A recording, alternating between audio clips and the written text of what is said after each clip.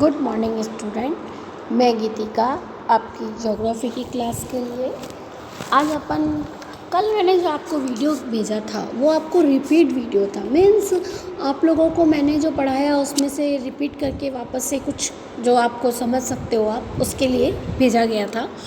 तो आज जो अपन पढ़ेंगे वो जनसंख्या वितरण। कल अपन ने जो पढ़ा था, जो चैप्टर के जो टॉपिक थे, यानी कि अपन इन टॉपिक्स के बारे में अपन इस चैप्टर में पढ़ेंगे, वो पढ़ा था। तो आज सबसे पहला टॉपिक पॉपुलेशन पढ़ा है अपन ने। जनसंख्या किसी भी प्रदेश में अगर निवास करने वालों के लोगों की जो संख्या है वो क्या कहलाती है? वो जनसंख्या कहलाती है। इसी के अनुसार जनसंख्या वितरण से क्या तात्पर्य है? जनसंख्या वितरण से क्या तात्पर्य है? पॉपुलेशन डिस्ट्रीब्यूशन अपने पृथ्वी तल पर, यानी कि किसी भी एरिया में निवास करने वाले लोगों की जो संख्या है, निश्चित एरिया में जो निवास करने वाले लोगों की जो संख्या है, कैसे है ना, कितनी बिखरी हुई है संख्या? फैलाव से। इस यहाँ पे क्या अर्थ है? फैलाव। इस चीज़ को हमेशा ध्यान रखना। फैलाव से वह क्या कहलाता है? जनसंख्या वितरण कहलाता है। हमारे जो पूर्ण भूभाग है, जनसंख्या का वितरण एक रूप सा नहीं है ना। जैसे कि जनसंख्या कहीं पर ज़्यादा है तो कहीं पर कम है, कहीं पर बहुत अत्यधिक जो सुख सुविधाएं मिल जाती हैं फिर भी वहाँ पे जनसंख्या नहीं है, कहीं पर बिल्कुल सुख सुविधाएं नहीं है तब भी वहाँ पे पॉपुलेशन अधिक है। तो विश्व की लगभग 80% जनसंख्या, विश्व की 80% जनसंख्या जो है वो 20% भूभाग में रहती है। ठीक है, इस चीज़ को नोटिस करना। और शेष जो 20% जनसंख्या है वो 80% भूभाग पर रहती है, यानी कि उल्टा हो गया दोनों का। तो विषम परिस्थितियों में भी धरातल पर वितरित है। विश्व की जनसंख्या सन 2001 में कितनी थी? 613.71 करोड़ थी। ठीक है, ये ऑल ओवर विश्व की जनसंख्या है कि हमारे पूरे विश्व में जनसंख्या का जो निवास था, यानी कि कितनी जनसंख्या निवास कर रही थी पूरे विश्व में, कि लगभग 613.71 करोड़। सन 2013 में ये जो जनसंख्या थी वो कितनी थी? 714 करोड़। ठीक है, और सन 2018 में ये जनसंख्या कितनी थी? यह जनसंख्या 760 करोड़ थी। ठीक है, जनसंख्या का जो वितरण है, आंकड़ा जो है वो क्या होता गया? धीरे धीरे बढ़ता गया। विश्व में जनसंख्या का असमान वितरण के प्रतिरूप अलग अलग भागों में इसको समझाया भी गया है कि कहाँ पर जनसंख्या अधिक है तो कहाँ पर जनसंख्या कम है। पृथ्वी की 2/3 उसके लगभग 14% भाग पर निवास करती है। अपन मानते हैं ना कि विश्व का जो भाग है वह अधिकतर पूर्ण विश्व के 1/4 भाग पर क्या है? पृथ्वी है। बाकी भाग के ऊपर क्या है? जल विद्यमान है ना। तो उसमें भी कितने प्रतिशत भाग पर? 14% भाग पर ही जनसंख्या का निवास है। और एक अनुमान के अनुसार 57% भाग पर जनसंख्या इसके स्थलीय भाग पर 5% भाग पर निवास करती है। यानी कि ये देखो, जनसंख्या का जो वितरण है वो कहाँ पर अधिक देख रहे हैं अपन? महाद्वीपों के किनारों पर। ध्यान रखना इस बात को कि महाद्वीपों के जो किनारे हैं वहाँ पर जनसंख्या का निवास अधिक है।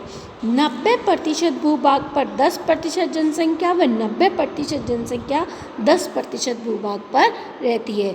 यानी कि बहुत बड़े भूभाग के ऊपर कम जनसंख्या निवास करती है और बहुत छोटे से भूभाग के ऊपर बहुत ज़्यादा जनसंख्या निवास करती है।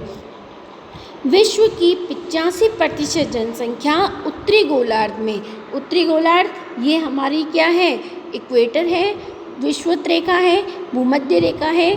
तो इस भाग को क्या कहते हैं? उत्तरी गोलार्ध। और इसके निचले भाग को क्या कहते हैं? दक्षिणी गोलार्ध।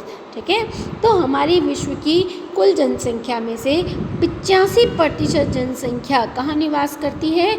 उत्तरी गोलार्ध में। और 15% जनसंख्या दक्षिणी गोलार्ध में पाई जाती है। ठीक है, मैप के बारे में आप जानते ही हो कि ये हमारा भूमध्य रेखा, ये हमारी कर्क रेखा, ये हमारी मकर रेखा, है ना। विश्व की लगभग 3/4 जनसंख्या एशिया, कहाँ पर है हमारा एशिया महाद्वीप, ये हमारा एशिया महाद्वीप का भाग है। और यूरोप महाद्वीप, और अकेले एशिया में लगभग कितने प्रतिशत, 60% जनसंख्या अकेले एशिया में निवास करती है, इसको बोलते हैं ना यूरेशिया, ठीक है।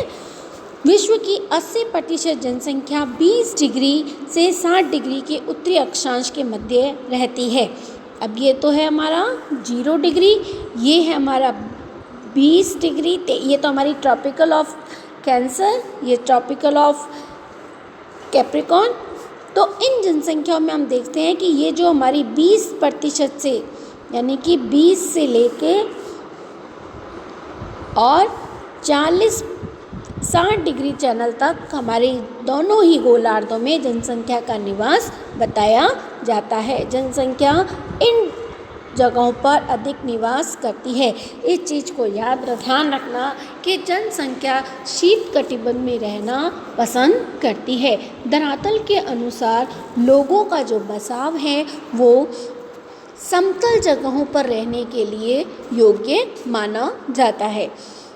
अब अपन अनुसार पढ़ते हैं कि जनसंख्या का जो जमाव है वो कहाँ पर जनसंख्या अधिक व कहाँ पर जनसंख्या कम, ठीक है, कहाँ कहाँ पर जनसंख्या अधिक पाई जाती है। जैसे कि पूर्वी एशिया का भाग जहाँ पर की जनसंख्या, और दक्षिणी भाग जापान का भाग, ठीक है, दक्षिणी कोरिया का भाग, ताइवान का भाग, हांगकांग का भाग, यहाँ पर जनसंख्या का जमाव अधिक देखा गया है, ठीक है। इसी के अनुसार दक्षिणी एशिया के देश में भारत, पाकिस्तान, श्रीलंका, बांग्लादेश, बेल्जियम, संपूर्ण दक्षिणी पूर्वी एशिया का जो भाग है, ये कहाँ का भाग है, दक्षिणी पूर्वी एशिया का भाग है ये। तो इन जगहों पर जनसंख्या निवास करती है। साथ ही उत्तरी पश्चिमी का भाग, यूरोप के ग्रेट ब्रिटेन का भाग, जर्मनी का भाग, हॉलैंड का भाग, बेल्जियम का भाग, France, Ireland, Denmark, Spain, Italy, इन भागों पर व पूर्वी व उत्तरी अमेरिका के भाग में, पूर्वी संयुक्त राज्य अमेरिका, दक्षिणी पूर्वी कनाडा का भाग, इन जगहों पर जनसंख्या सघन यानी कि अत्यधिक जनसंख्या पाई जाती है। दूसरा है हमारा सामान्य जनसंख्या के सामान्य भाग, जहाँ पर की जनसंख्या का निवास रहता है।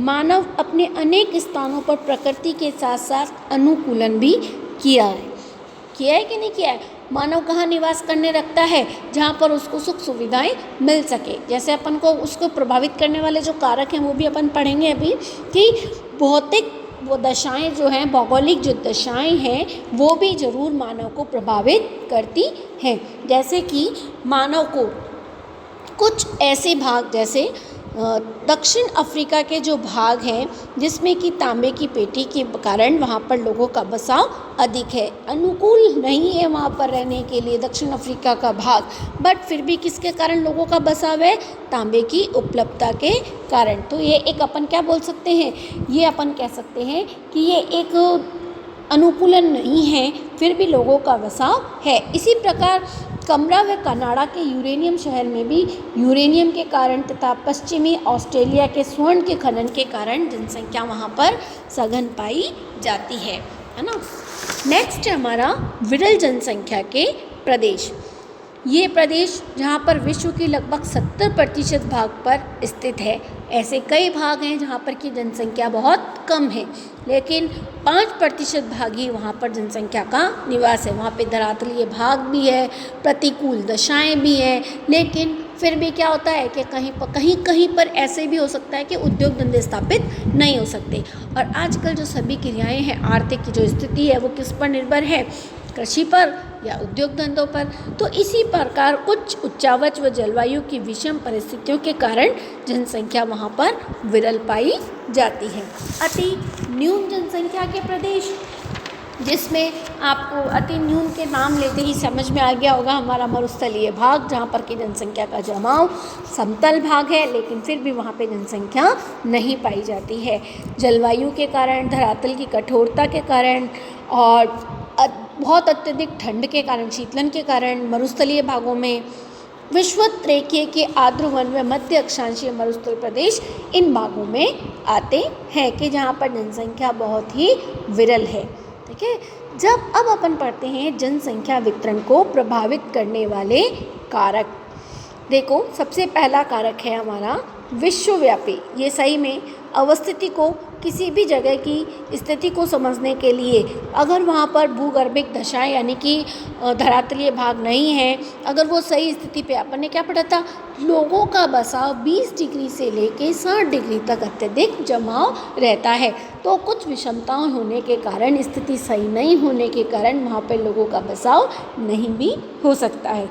जलवायु की दशा, धरातल का भाग, समुद्र तल से अगर ऊंचाई अधिक है या बहुत अत्यधिक निचला भाग है समुद्र तल से, तो वहाँ पे भी लोगों का बसाव नहीं रहता है। दूसरा है हमारा सांस्कृतिक कारक। इसमें आर्थिक अवस्था, उन्नति का स्तर, राजनीतिक स्थिति, मनोवैज्ञानिक, परिवहन, व्यापार, ये सभी जो दशाएं हैं, जो कि कुछ राजनीतिक कारणों के कारण भी लोग क्या करते हैं, अपने देश के किनारों पे रहना पसंद नहीं करते, क्योंकि लड़ाई झगड़े होते रहते हैं। इससे जैसे अपन भारत के ही भाग, अपन छोटा सा उदाहरण लेते हैं तो पाकिस्तान के किनारों पर जो भाग आते हैं, अपने राज्य आते हैं, वहाँ पर लोगों का बसाव कम रहता है। तो इसी प्रकार परिवहन का भाग, जो धरातलीय भाग सही रूप से नहीं होंगे तो वहाँ पे परिवहन की व्यवस्था नहीं हो सकती है, तो वहाँ पे भी लोगों का बसाव कम रहता है। जहाँ पर अच्छी सुख सुविधाएं मिल जाती हैं तो वहाँ पे लोगों का बसाव अधिक होता है। व्यापार की सुविधा मिल जाए जहाँ पर। प्रादेशिक कारक, भूमि की बनावट। भूमि की बनावट से पर्वतीय भागों पर और लोग कम बसते हैं। जहाँ जल आपूर्ति, जल हमारी एक आवश्यकता की पूर्ति है कि सभी चीज़ों के लिए जल की अति आवश्यकता रहती है ना, कि लोग उन क्षेत्रों में बसना चाहते हैं जहाँ पर जल आसानी से उपलब्ध हो जाता है। नदी घाटियों में लोगों का बसाव है। विश्व में सघन बसे हुए क्षेत्र ही हैं, है ना। और मिट्टियाँ, कृषि क्रिया करने के लिए क्या सबसे ज़्यादा ज़रूरी होता है, मिट्टी। वहाँ जहाँ पे वनस्पति उग सके, जहाँ पे खनिज, अगर वहाँ पर कृषि क्रिया नहीं की जा सकती तो खनन क्रिया हो, तो वहाँ पर लोगों का बसाव अधिक होता है। सामयिक कारक, वातावरण के अनुकूलन होना, है ना। शीत प्रदेशों में लोगों का बसाव कम होता है। अभी अपन ने जस्ट पढ़ा अति न्यून जनसंख्या वाले प्रदेश जैसे कि अंटार्कटिक महाद्वीप। अभी जैसे मैंने आपको बताया था पहले कि महाद्वीपों के किनारों पे जनसंख्या का बसाव अधिक होता है, लेकिन अंटार्कटिक महाद्वीप जहाँ पर कि लोगों का बसाव नहीं है, शून्य है। क्यों है? ग्रीनलैंड, वहाँ पे भी लोगों का बसाव शून्य है, वहाँ की जलवायु के कारण। ठीक है, लोग जाते हैं वहाँ पे, अपने शोध करता जाते हैं और वहाँ पर शोध करके वापस पुनः आ जाते हैं वैज्ञानिक। धर्म के अनुसार भी लोगों का बसाव रहता है। सामाजिक कुछ मान्यताएं भी होती है कि वहाँ पे, जैसे धर्म के अनुसार, उदाहरण के अनुसार मैं बताती हूँ कि यूपी साइड में या वृंदावन और इन जगहों पर लोगों का बसाव धर्म के अनुसार ये गंगा के आसपास के किनारों पर बसे हुए। सामाजिक संरचना के अनुसार, समाज में हो रही जो बदलाव हैं उनके अनुसार भी लोगों का बसाव बदलता रहता है। ठीक है, नेक्स्ट अपन टॉपिक पढ़ेंगे जनसंख्या घनत्व, कल पढ़ेंगे अपन।